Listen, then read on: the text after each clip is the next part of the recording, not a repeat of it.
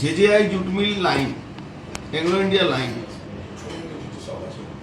তারপরে আপনার ওই তিনসুতিয়া লাইন, যে এগ্রো ইন্ডিয়া,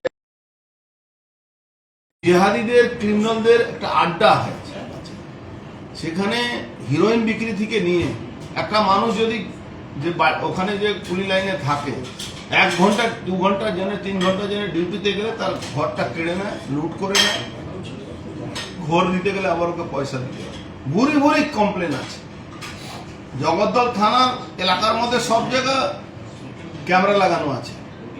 20 মিটার দূরে থানার সামনে মেন রোডের উপরে আমার মনে হচ্ছে থানা দুটো গাড়ি ওখানেও থাকে, যে চায় দোকানে, নাম করা চায় দোকান।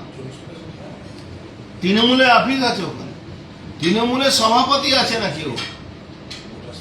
2 বছর 1.5 বছর আগে আমার মনে হচ্ছে ওর উপরে আবার এই গুলি চলেছে, আবার আবার অ্যাটাক হয়েছিল এই অশোক সাহেবের উপরে।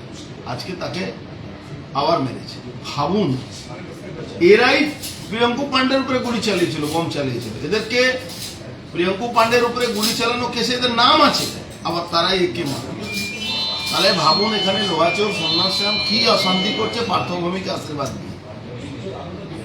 পার্থভৌমিক লোহাচোর টাকা চলে পার্থভৌমির সাথে পৌঁছায়, পার্থভৌমিক কখন দিয়ে অভিষেক ব্যানার্জির কাছে টাকা পৌঁছায়। এই পুরো টাকা নেক্সাস পুলিশ আর তৃণমূল কংগ্রেস আর এরা এই নেক্সাসের মধ্যে এই ঘটনাগুলো ঘটেছে। আচ্ছা, ক্রিমিনাল এদের কন্ট্রোলে আছে। ক্রিমিনাল পুলিশ যখন ক্লিয়ার করে দেবে, ক্রিমিনাল তখন কারো কথা শুনে? এরা ক্রিমিনালকে নিয়ে নাচানাচি করছে। আমি তো আগেও বলেছি, এই ক্রিমিনালকে নিয়ে যারা নাচানাচি করে, এই ক্রিমিনালরা তাদের মাথার উপরে চড়ে